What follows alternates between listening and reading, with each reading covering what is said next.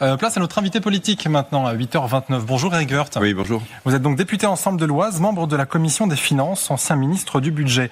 Première question autour de cette annonce de Laurent Wauquiez. Je dis bien Laurent Wauquiez qui a annoncé avoir trouvé un accord avec le gouvernement pour assurer finalement une revalorisation des retraites. Est-ce que selon vous, déjà il était temps de le faire ou est-ce qu'il ne fallait surtout pas y toucher pour des raisons fiscales ?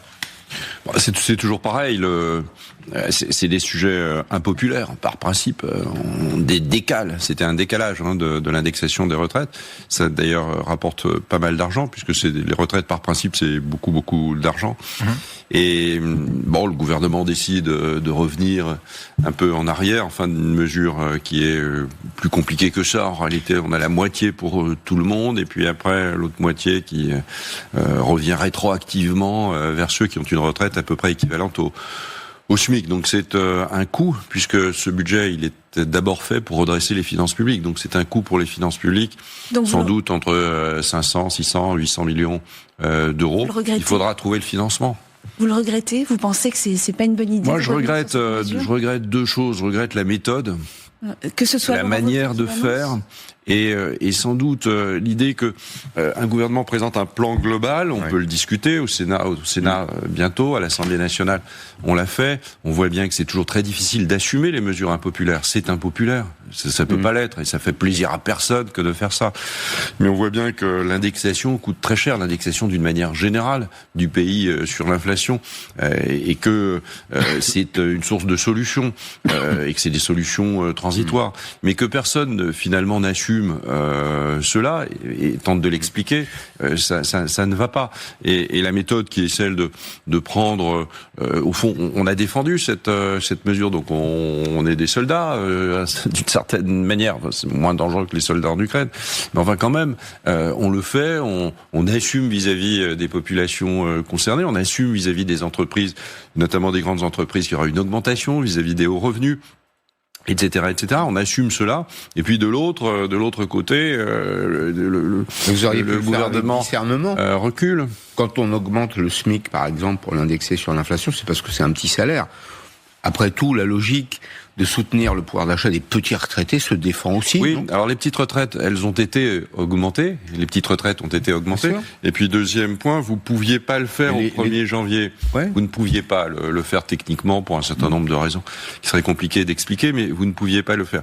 Donc moi je suis favorable à tout. Je veux dire, je veux bien qu'on réindexe les retraites. L'idée n'était pas d'abandonner l'indexation des retraites, mais de faire en sorte de décaler cette indexation des retraites. C'était un décalage. Mais quand même, on est une majorité relative commune. Il y a une coalition. C'est quand même bien d'assumer les choses ensemble, d'assumer l'impopularité ensemble. Et d'assumer aussi à un moment donné un certain nombre de bonnes nouvelles ou de substitutions à des bonnes nouvelles. Et là, ça fait un peu curieux quand vous êtes dans un autre parti politique que celui de Laurent Wauquiez de se dire que tout ça, il y a des choses qui se trament au fond. Donc, derrière. Laurent n'est pas ministre. Il n'a pas parlé au nom du ministre. Il a parlé au nom du Premier ministre en disant qu'il s'était entretenu ou entendu. C'est un dysfonctionnement à votre avis ce qui s'est passé hier soir? Je sais pas si c'est un dysfonctionnement. Mais c'est pas. Si on pouvait à un moment donné jouer collectif, ce serait bien. Alors, je sais bien qu'en politique ce serait nouveau, mais enfin c'est arrivé quand même dans certaines époques. On doit jouer collectif. Vous dites ça à Laurent Wauquiez, cette coalition, elle ne fonctionnera. Et le gouvernement de Michel Barnier ne fonctionnera que si on joue collectif. Et ça, c'est pas le moins qu'on puisse dire. C'est pas du jeu collectif. Nous nous battons beaucoup chez EPR, comme on dit, enfin Renaissance. Et puis beaucoup d'autres d'ailleurs. C'est vrai sans doute pour LR comme pour les autres. Nous nous battons pour que on n'augmente pas le coût du travail. Parce que ne pas indexer les retraites ou sous-indexer les retraites pendant un an ou décaler les retraites pendant un an, c'est une chose. Mais ça ne joue pas sur l'économie. Augmenter le coût du travail, et notamment le coût du travail dans les bas salaires, là, le risque d'effondrement de l'économie est vraiment fondamental, notamment à un moment donné où un certain nombre où sortons de la période Covid définitivement, il y a de la casse, il y a des entreprises qui avaient été protégées, aujourd'hui elles ne le sont plus. Enfin, on voit bien qu'il y a des fermetures d'entreprises et qu'il y a probablement une augmentation du nombre de chômeurs en net, et que c'est pas à ce moment-là qu'on fait une augmentation du coût du travail. Ça vaut la peine d'être débattu, mais on en débat globalement. Le gouvernement trouve des mesures mesures de substitution, les parlementaires aussi. Mais là, dans ce cas-là, dans le cas des retraites, je vais répondre à votre question. Dans le cas de ces retraites, dans le cas de l'affaire des retraites, il n'y a pas de mesure de substitution aujourd'hui. On peut pas balayer d'un revers de main l'idée de dire 500, 800 millions, c'est pas grand-chose, on le trouvera en fusionnant tel et tel organisme. Ça, c'est à la portée du premier élève de cours préparatoire. Mais ce n'est pas la réalité, ce n'est pas la vérité. Et c'est surtout pas une vérité d'actualité. Bien sûr qu'il faut réformer l'État. Bien sûr qu'il faut continuer à faire en sorte que tous ces organismes qui aujourd'hui sont totalement décriés, qui avaient été créés uniquement pour diminuer le nombre d'administration centrale. Enfin, bref, on passe en revue systématiquement, on fait et on défait que ces organismes, il faut les coordonner, il faut les fusionner, il faut en supprimer un certain nombre. Mais évidemment qu'il faut faire la revue de tout ça. Elle est d'ailleurs déjà faite. On a bien compris. Donc, mais c'est pas une réponse en tout cas. Mais sur la question sur Kemener. Oui. Alors, est-ce que vous pointez Laurent Wauquiez ou bien est-ce que vous dites que c'est Michel Barnier qui coordonne mal ? Est-ce que c'est une échappée solitaire de Laurent Wauquiez ? C'est Laurent Wauquiez qui est venu au 20h de Wauquiez. TF1. Non, je pointe pas ni. Je veux dire, je dis la méthode n'est pas celle-là. C'est pas une bonne méthode pour essayer de faire en sorte que on unisse au mieux ce qu'on appelle une coalition ou ce qu'on appelle un socle commun. Mais il faudrait quand même pas que ce socle commun il n'ait ni socle ni caractère commun parce que ça marcherait pas. Moi, je suis pour que Michel Barnier il réussisse. Mais je le suis profondément et sincèrement. Il doit réussir. S'il réussit pas, il n'y a pas tellement de plan B. Le plan B, c'est de regarder, au fond, puisqu'on aura regardé tout ce qui peut être possible à droite, le président de la République, il regardera ce qui est possible à gauche. Mais là, on retombera sur Lucie Castès, s'il existe encore, ou des il n'y aura pas de majorité.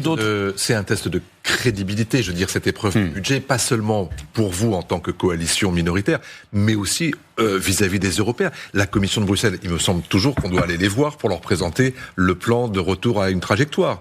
Bien sûr. Alors, comment assurer cette crédibilité à partir du moment où chacun fait cavalier seul ? Il faut que sur les finances publiques, on ait le résultat qu'on attendait, c'est-à-dire un infléchissement, une correction du décalage. Qu'il y a eu, il y a d'ailleurs le Sénat a une mission d'information, l'Assemblée a une commission d'enquête. Bruno Le Maire d'ailleurs a commencé à expliquer tout ça très bien, mais enfin il n'empêche qu'il y a eu une dégradation supérieure à ce qu'on pensait des finances publiques après notamment quand même beaucoup de dépenses publiques. Sur le Covid, chacun en convient, mais aussi sur le bouclier, parce qu'il y a beaucoup de boucliers, sur le bouclier énergétique, qui a coûté 70 milliards, 70 au total, milliards d'euros. Ouais. Donc c'est beaucoup d'argent, ce que n'ont pas dépensé d'autres pays. Personne ne dit merci. Personne ne dit je m'en suis bien. Non, j'en suis bien sorti. On dit c'est pas assez. C'est même pas merci d'ailleurs que j'attends. Moi, c'est au fond de dire oui, ils ont bien fait parce que ça a protégé beaucoup notamment de petits industriels et beaucoup de ménages.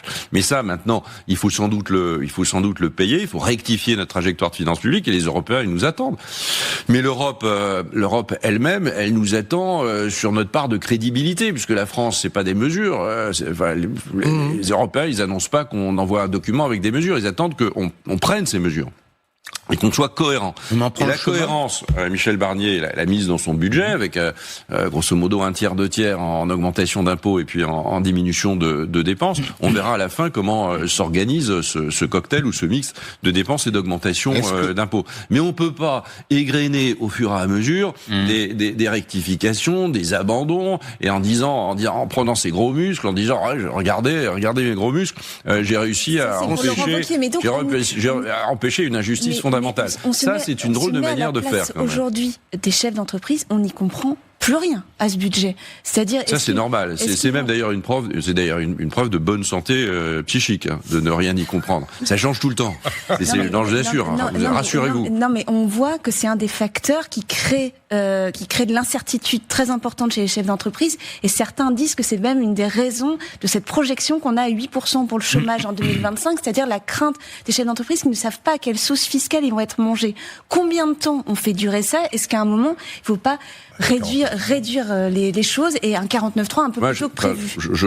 Après, le Premier ministre, c'est lui qui décide. Moi, je pensais, et un certain nombre de mes collègues aussi, on pense qu'à un moment donné, c'est pas la peine de rester exposé à plein vent, sans vouloir dire grand-chose, en laissant des tribunes à l'extrême gauche et à l'extrême droite, aussi puissantes que celle-là. C'est un côté aussi d'ailleurs démotivant. On dit, mais les parlementaires, ils sont pas beaucoup là. Enfin, d'abord, ils étaient quand même plutôt là, et puis surtout, le problème, c'est que vous savez que ce qui sera voté n'est pas ce qui sera finalement décidé, puisqu'il y a des procédures qui écraseront tout ça. Alors, certes, il y a un débat. Parfois, il y a des débats intéressants. Le débat sur la loi de sécurité sociale, sur le rajout de sucre dans des aliments, des choses comme ça, ce sont des débats qui sont faits de manière tout à fait sereine, et j'ai trouvé plutôt intéressant. Mais c'est pas suffisant. Vous offrez des tribunes, en réalité, à ceux qui veulent la fin de cette coalition.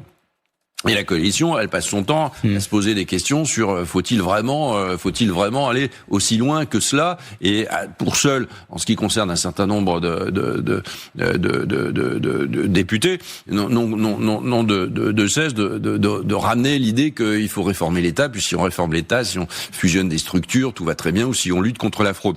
Je suis d'accord avec ça, il faut le faire, mais c'est pas du tout à la hauteur de ce que nous devons faire. Nous devons redresser les finances publiques du pays. Vous restez avec nous un instant, on va parler de ce choc des savoirs proposé par la ministre de l'Éducation notamment. À tout de suite.